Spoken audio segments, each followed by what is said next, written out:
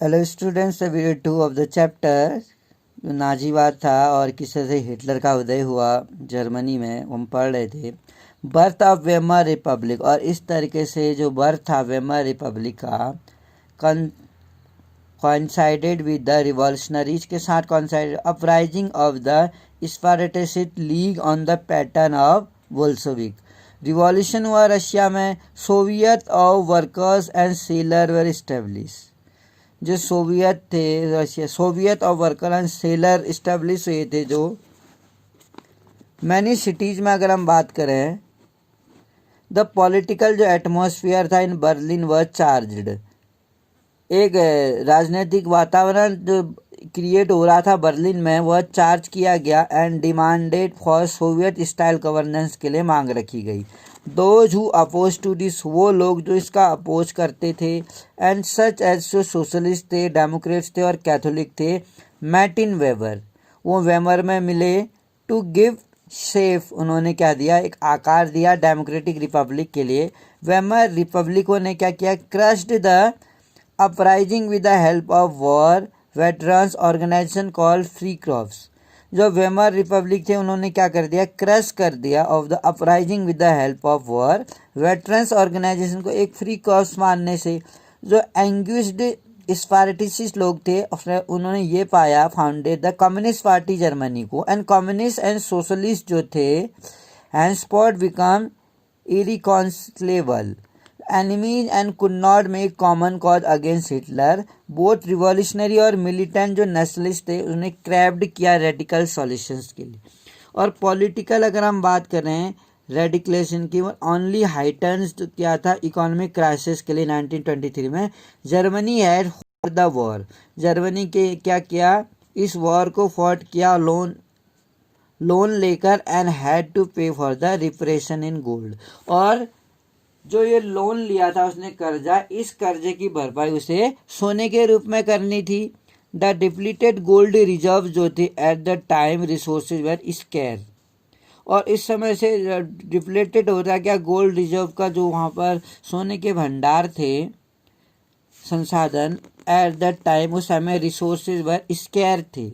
1923 की अगर हम बात करें, जर्मनी रिफ्यूज टू पे, जर्मनी ने क्या कर दिया, इनकार कर दिया। The French occupied it leading list, Germany ने जब ये सोना लौटाने से मना कर दिया तो फ्रांस ने क्या किया, ऑक्युपाइड, इसके कई सारे जो इंडस्ट्रियल एरिया थे, औद्योगिक क्षेत्र थे, उन पर अधिकार कर लिया। इसमें रूर कहते हैं, जर्मनी का बहुत फेमस माइंस है, ये कोयला पाया जाता है यहाँ पर। रूर टू क्लेम दियर कोल, तो कोयले के प्रसिद्ध खान है उस पर अधिकार जमाना शुरू कर दिया। जर्मनी रिटेलाइटेड विथ पैसिव रेसिस्टेंस, इस तरह से एक विद्रोह वो हुआ जर्मनी में। And printed paper currencies of German mark fail, इस तरह से हम देख सकते हैं जो प्रिंटेड पेपर करेंसी थी वो रेकलेसली क्या हुई, कम हुई। With too much printed money, और इस कारण से दो बहुत ज़्यादा प्रिंटेड मनी थी इस सर्कुलेशंस में। The value of German mark, और जो जर्मन मार्क की वैल्यू थी वो तेजी से घट गई। इन अप्रैल में the US dollar were equal to 24,000, जो यूएस डॉलर था वो 24,000 मार्क्स के इक्वल था। इन जुलाई में 3,53,000 मार्क्स। इन अगस्त में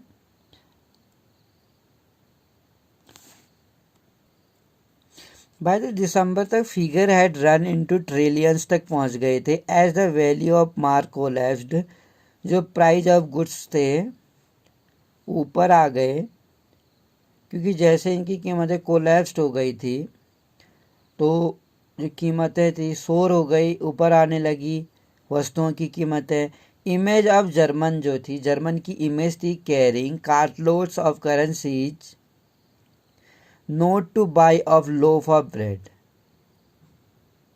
इस तरह से जो जर्मनी कैरी कर रहा था कार्टलोड ऑफ करेंसी नोट्सों को, जो by A loaf of bread खरीद सकता था शायद, was widely publicise revoking world wide sympathy, और पूरे दुनिया स्तर पर सिंपैथी गेन कर रहा था। This crisis came to be known as hyper inflation, इस तरह से इन्फ्लेशन आ गया वहाँ पर, एक ऐसी सिचुएशन कहते हैं हाइपर इन्फ्लेशन को, महामंदी का दौर, जिसमें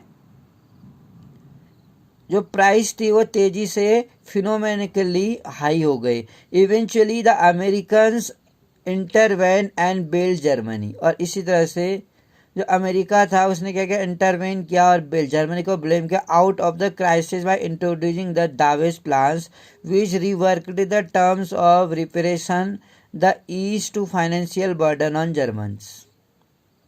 ईयर्स ऑफ डिप्रेशन की अगर हम बात करें, जो डिप्रेशन का युग आया वहाँ पर मंदी आई वहाँ पर, इस ईयर में अगर हम बात करें 1924 से 28 के बीच में सॉ सम स्टेबिलिटी, एक स्थिरता देखी गई। This was built on the sand, यानी कि एक ऐसा जो सैंड में बनाने जैसा था। जर्मन इन्वेस्टमेंट जो थे, जर्मन का जो विनियोग था, इंडस्ट्रियल रिकवरी थी, औद्योगिक,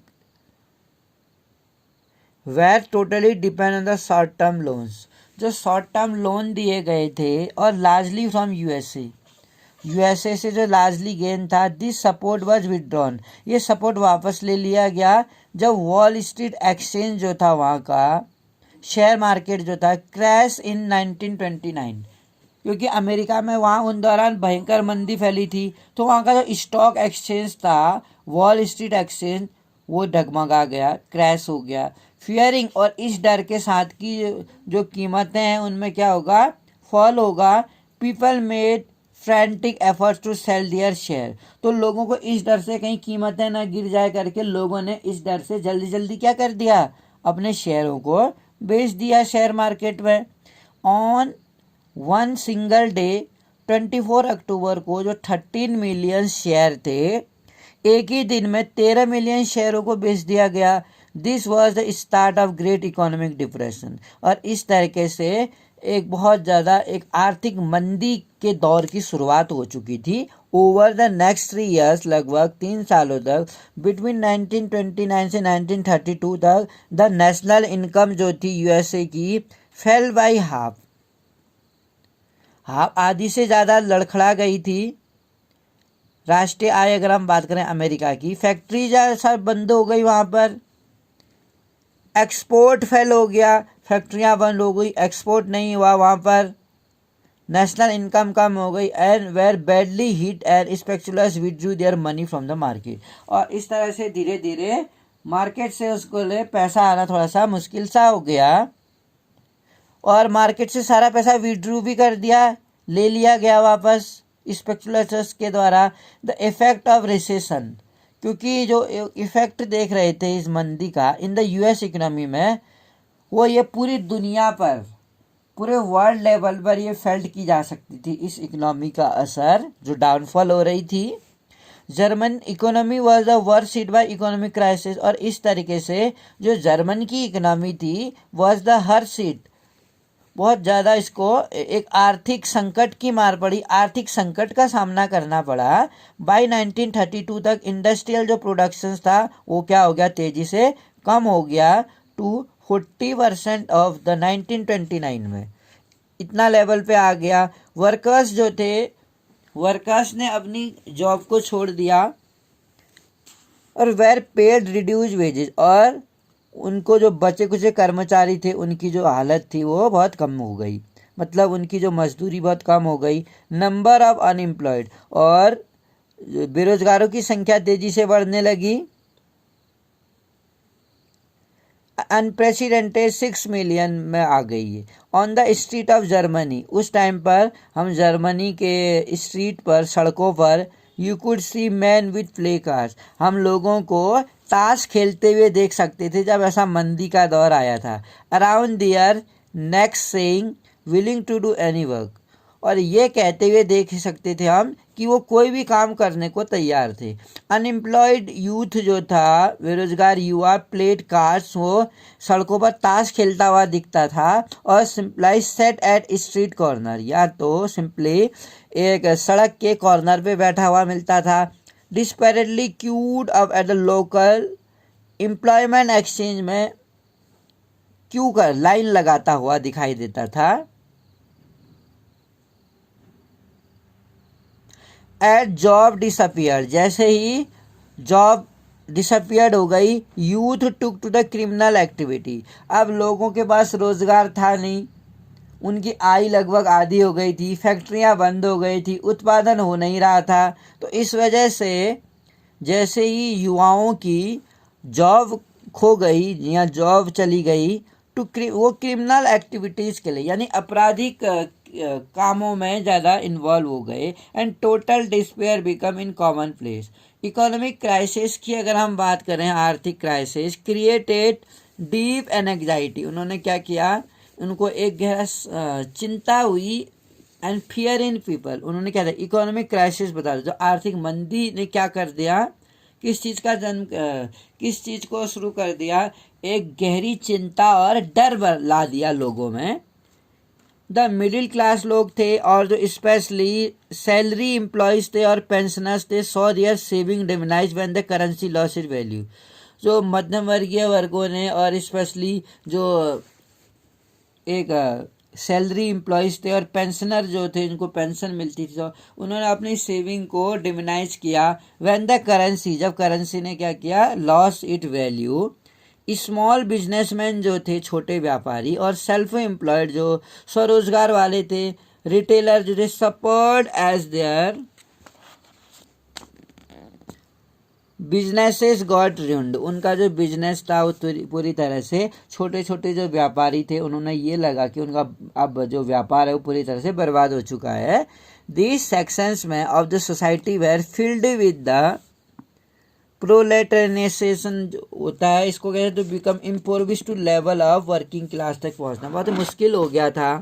बहुत सारा जो समाज का वर्ग था इस तरह के लोगों से एनएग्जाइटी, जहाँ पर बहुत ज़्यादा एक चिंता थी, being reduce to rank the working class, उसे चिंता को कम करने के लिए टू रैंक जो थे वर्किंग क्लास के वर्ष बहुत ज़्यादा स्टिल अनएम्प्लॉयड हो गए। वो ओनली ऑर्गेनाइज जो वर्कर्स थे जो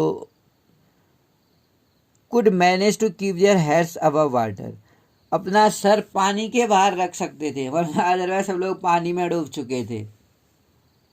but the unemployment weaken their bargaining power, जो उनकी बार्गेनिंग पावर थी, अनएम्प्लॉयमेंट ने, बेरोजगारी ने उसको तोड़ के रख दिया।